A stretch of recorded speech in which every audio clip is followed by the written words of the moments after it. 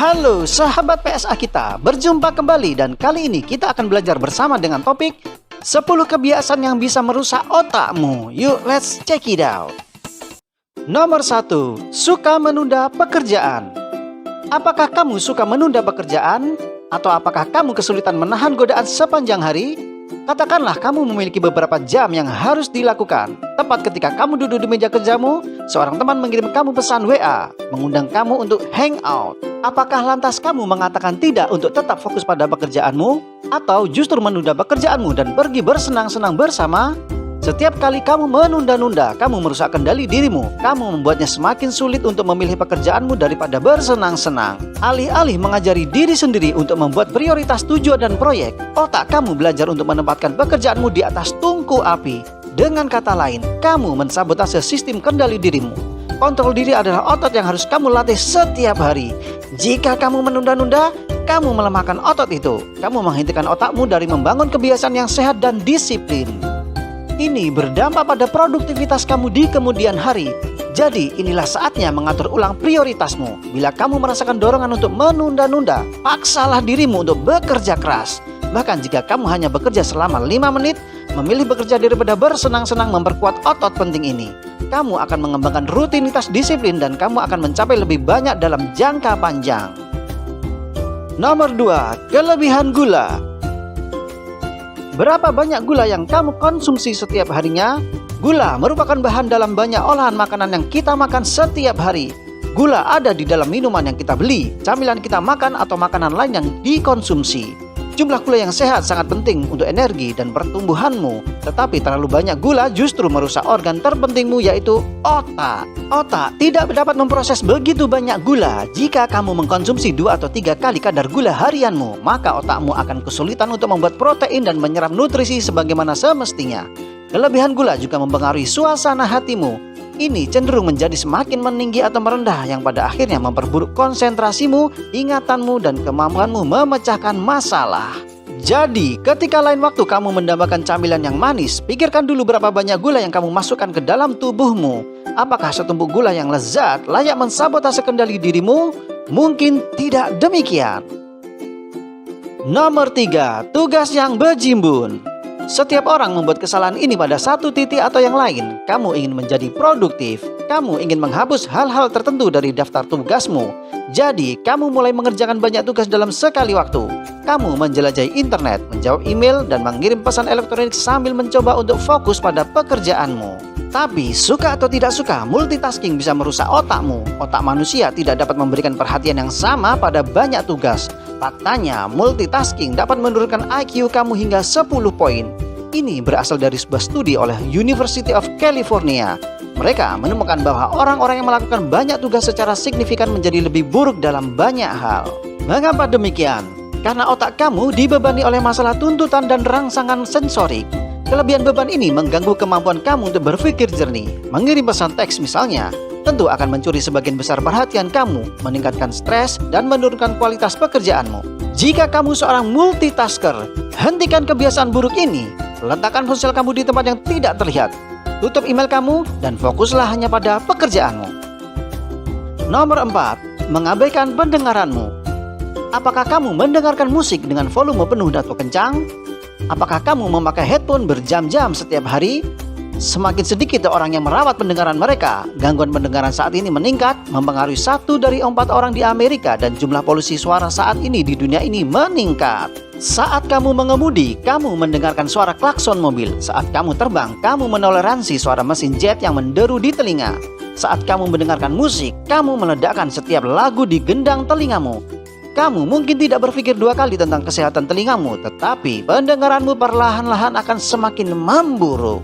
Jadi jagalah telingamu. Kenakan penyumbat suara di telinga atau coba gunakan headphone peredam bising.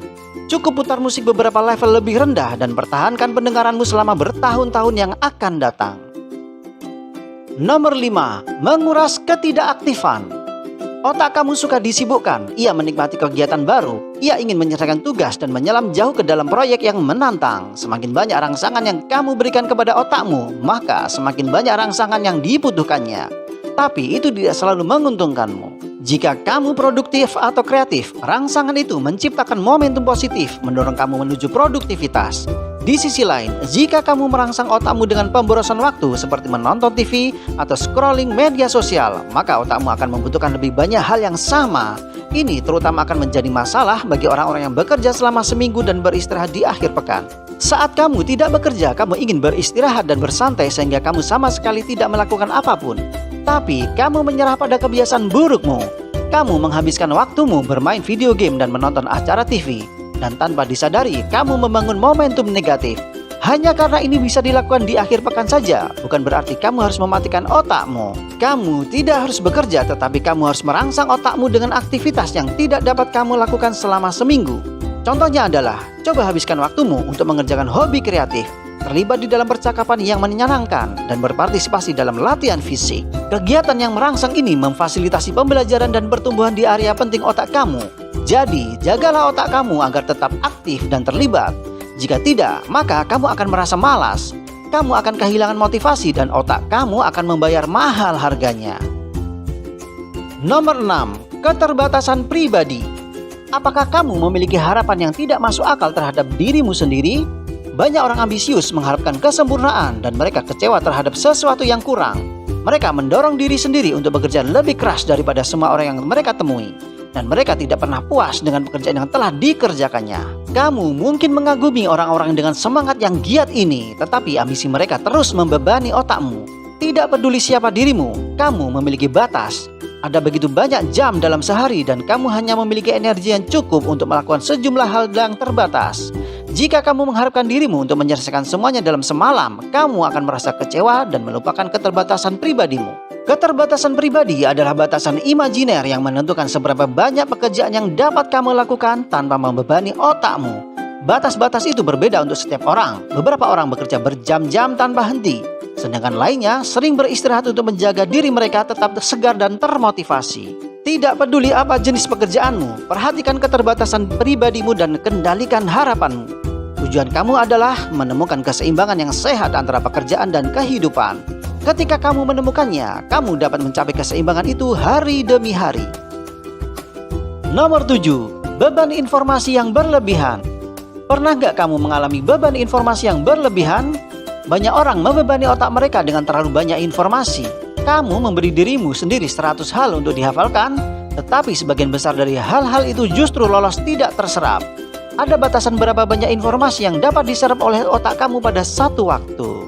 Katakanlah kamu memiliki 40 item dalam daftar belanjaan. Karena begitu banyak hal yang harus kamu ingat, masing-masing item memiliki peluang lebih tinggi untuk dilupakan. Tetapi bagaimana bila itu hanya ada 5 item di dalam daftar kamu? Kamu cenderung akan mengingatnya karena ada lebih sedikit informasi untuk diingat oleh otak kamu. Informasi yang berlebihan sering menjadi sumber stres dan itu tidak membantu ingatan kamu. Jika kamu menemukan daftar informasi yang panjang, bagilah menjadi bagian-bagian yang lebih kecil. Dengan begitu, otak kamu bisa tetap waspada dan terlepas dari beban stres. Nomor 8. Pengabaian sosial. Seberapa sering kamu berinteraksi dengan orang lain? Hari-hari ini kita menghabiskan sebagian besar waktu kita menatap layar. Kita memiliki ponsel, komputer, dan tablet.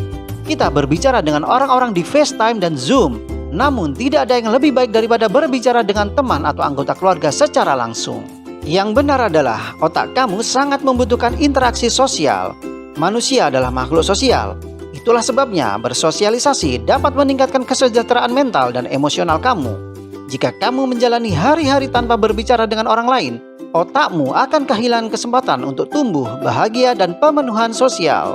Ya, pekerjaan kamu sangatlah penting. Sangat menyenangkan untuk bersemangat tentang suatu proyek, tetapi kamu harus selalu meluangkan waktu untuk bertemu dengan orang-orang, tidak peduli seberapa sibuknya dirimu. Nomor 9. Kurang tidur. Ada puluhan alasan mengapa otak kamu perlu tidur. Dari ingatan hingga konsentrasi, kesehatan hingga kebahagiaan. Otak kamu bergantung pada tidur malam yang nyenyak malam demi malam. Tetapi bagaimana jika kamu secara konsisten kurang tidur? Kamu mungkin memiliki jadwal tidur yang tidak teratur. Mungkin kamu berguling-guling sepanjang malam karena kamarmu terlalu terang atau berisik. Mungkin juga kamu menghabiskan terlalu banyak waktu di ponsel sebelum tidur sehingga kamu kesulitan untuk tertidur. Apapun penyebabnya, kamu telah kehilangan jam tidur yang nyenyak. Jangan menunggu kesempatan yang baik untuk mengubah cara tidurmu. Perbaiki lingkunganmu, dapatkan jadwal dan latih kebiasaan malam hari yang sehat. Karena tidur malam yang nyenyak sangat berharga secara mental dan emosional. Nomor 10. Melewatkan waktu makan. Banyak orang melewatkan waktu makannya. Kamu mungkin berpikir kamu melakukan kebaikan untuk tubuhmu, tetapi kamu bergantung pada makanan sepanjang hari. Otak menggunakan makanan itu untuk menghasilkan energi, mengatur suasana hati, dan memecahkan masalah. Tanpa makanan, otak kamu tidak dapat berfungsi sebagaimana semestinya. Hal yang sama terjadi ketika kamu berhenti minum air. Otak kamu membutuhkan banyak asupan air. Tanpa pasokan air yang konsisten sepanjang hari, kinerja kamu akan menurun. Tingkat energi kamu menurun dan konsentrasi kamu terbang keluar jendela. Lebih penting lagi, jika kamu tidak makan atau minum, otak kamu tidak akan berkembang. Sebaliknya, ia akan mulai menua lebih cepat dari yang seharusnya. Sel-sel otakmu mulai mati dan otakmu menjadi rentan terhadap masalah jangka pendek dan jangka panjang. Untungnya, kamu dapat menjaga otakmu tetap terisi dan terhidrasi. Minumlah air yang banyak dan makan 3 kali sehari. Dengan begitu, otak kamu tetap akan berada di puncak permainannya. Terima kasih sudah menyimak video ini dan jangan lupa klik subscribe untuk terus mendapatkan topik belajar menarik lainnya. Sampai jumpa.